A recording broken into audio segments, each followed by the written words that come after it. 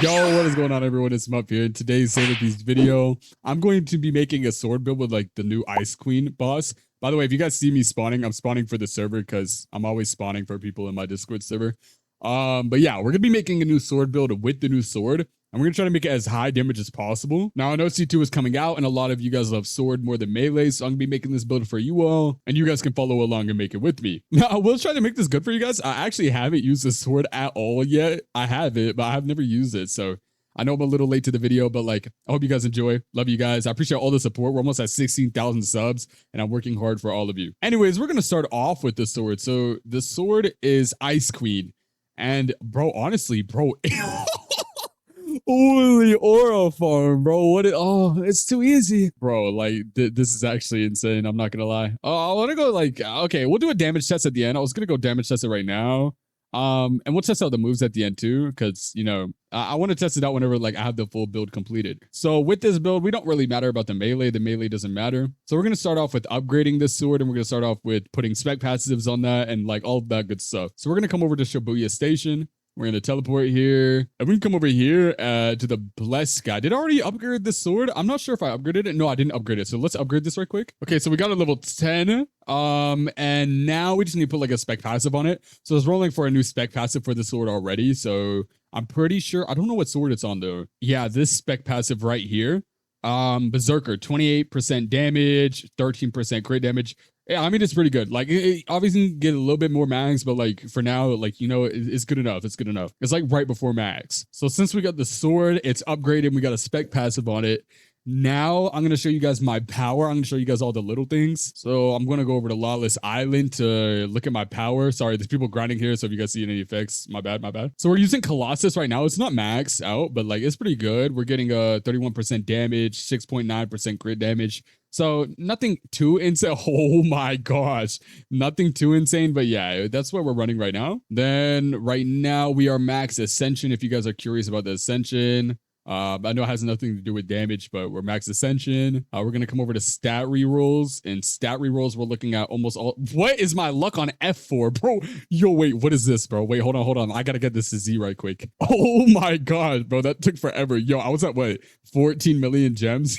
I went down by like 10 mil, bro. Anyways, we got Z stat. Those are my Z stats. And what are we missing now? Let's just look at like the stats, I guess. So we're using Ice Queen. We got to look at the race. So we got to use a sword race, correct? So since we got to use the sword race, I'm pretty sure the new best sword race is Luckborn, if I'm correct. Let's compare right quick. So Luckborn is giving 80% damage and 15% sword damage. And Sword Blessed is giving 75% damage and 20% sword multiplier.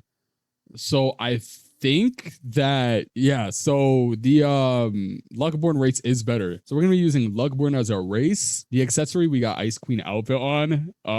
It's already maxed out, so we don't gotta worry about the Ice Queen outfit. We have it on currently. Trait is Emperor. That's the best trait in the game. Trait is Emperor. That's the best trait in the game. And the rune is Primordial Rune, of course. You get that from Tower. And then our clan. Okay, we don't have the Frost clan yet, actually. Nor do I have the F move for Ice Queen. So we got to roll for the Frost clan, and we got to go get the F move for Ice Queen, or we're missing out on 30% damage. So let's roll for that right now, I guess. So we finally got Frostbane, which is really good. It gives 10% sword damage multiplier, 40% damage, and it gives the damage tick as well, which is really, really amazing. But now we can go get the F move for this sword. So we're going to come down and we're going to go over to Boss Island. Now, after we're at Boss Island, we're going to go over to the back side. She's right over here. Is this where you get her F move? No, it's on top, right? Yeah, so right here, you can get her F move, craft, and I got it. There we go. Holy bro, what is going on over here? Jeez, man. I'm lagging. Oh my gosh. Yo, they got Gojo's domain, Sukuna's domain, V move, Gilgamesh. So now we got the F move. We got the 30% damage on that. We have everything in our stats made. We have the accessory on. I showed you guys the power. I showed you guys the spec. Is there anything I'm missing? Oh yeah, the titles.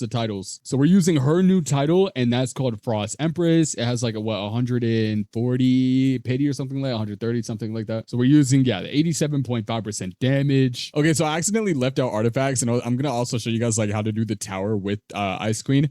So let me do that right quick. So the artifacts we're running right now is Abyssal Crown. So for my Abyssal Crown helmets, we're running HP as the main stat. the main stat on the helmet, like if you click on any helmet, right, the main stat is HP. And then after you upgrade it to max, we're running damage, and crit chance all on the helmet as the substats. Now, a lot of you are like, oh, why don't I have that on my helmet as well? Whenever you upgrade your helmet to plus 15, it's random. It's completely random on what substats you get. But for the helmet, you're looking at damage, and crit chance specifically. And overall, the best crit damage you can get is 17, or it's 18%. And then for damage, it's like 9.2, and then crit chance is like 11. Make sure you try to get all three of these on your helmet. And then moving on to gloves, we're running damage on the main stat. Now, I'm pretty sure every single glove is damage on the main stat. Yeah. So damage on the main stat, and then whenever you roll or you get it to plus 15, your substats that you want to look for is crit damage and crit chance. So obviously my crit damage is maxed out.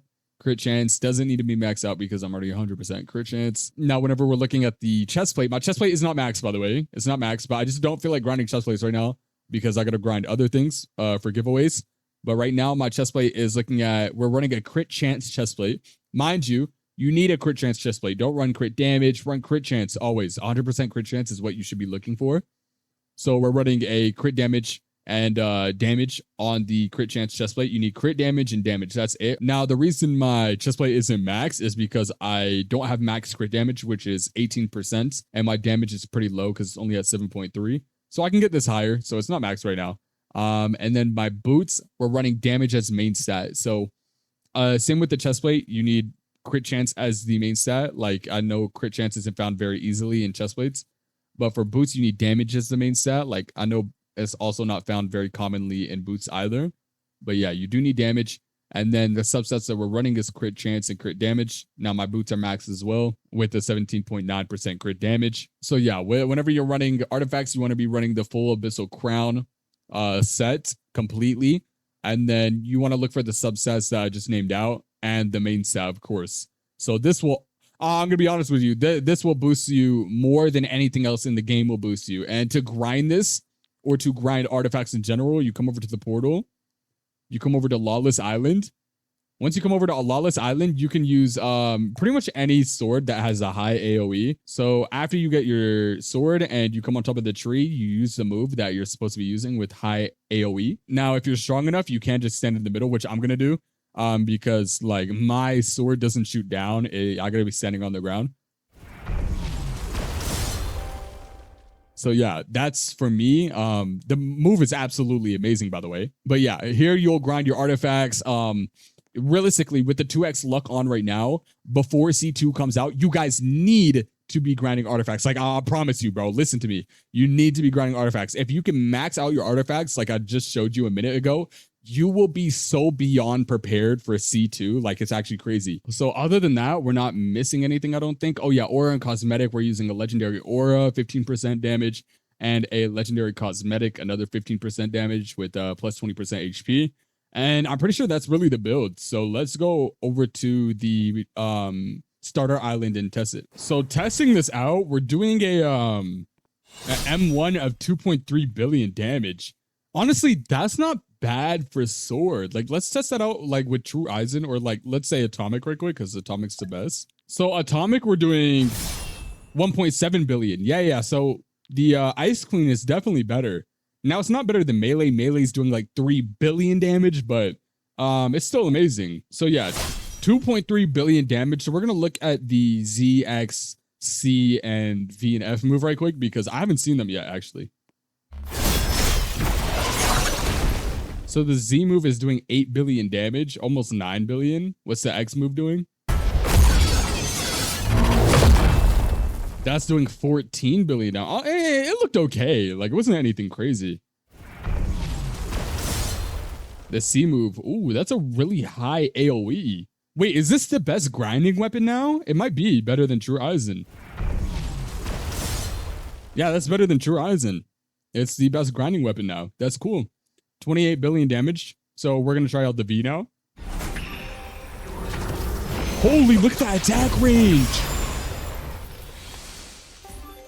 The area is huge. Did it kill all of those back there?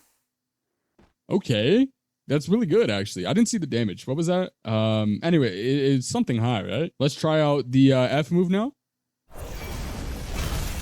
Anything good? Let's see. Oh shit.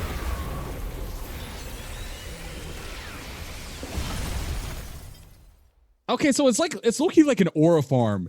It's looking like an aura farm, like sword. You know what I mean? Like you're just aura farming, bro. It's not loud. It's not flashy. You dominate your enemies with like simplicity, bro. Like you're one of those guys that's like, I'm just better than you in every way. But like 100 million damage, that's really good for an F move. Okay, so to do the method with Ice Queen, what we're gonna do is why is my King of Heroes in the 3 slot, bro? What is going on here?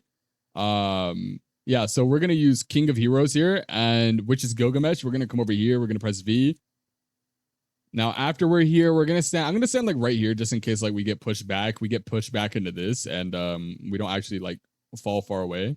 So I'm going to look like towards the middle here, and then I'm going to hold out Ice Queen, and I'm going to press F. So yeah, Madara V is definitely better than everything else in the game whenever it comes to grinding tower, or even maybe boss rush. And the cooldown is just like instant. So really, you should be using Madara, but it's still good. Like Ice Queen is still good for grinding tower. So what you're going to do is you're going to press start.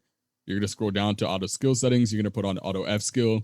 And you're just going to grind here. You're going to let it go. Now, whenever you get to the higher floors, I think this is where it's going to excel past Madara V. But other than that, like the lower floors, I think it just takes a little bit too much time if you're really trying to get like the most out of it. If you're trying to go on like a higher floor and like you don't have like a limit, or maybe you're grinding for Primordial Rune, this might be better than Madara, but nah, it's kind of a hard argument, bro. It's really like Madara is just so good for boss rush and tower. Now, if you guys have made it all the way to the end of the video, I appreciate you guys. Comment your username down below and say, what's the secret word? What should we make it?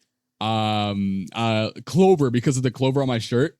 For the people that comment Clover next to the username, I'll do a giveaway secretly just for you guys. Make sure you're in the Discord as well. I'll roll a wheel, and I'll do 10,000 clan rerolls for the winner. Anyway, guys, I'll see you guys next video. Much love. We could be this move, whenever I use it, bro, it makes me feel like I'm everywhere, bro. Frozen.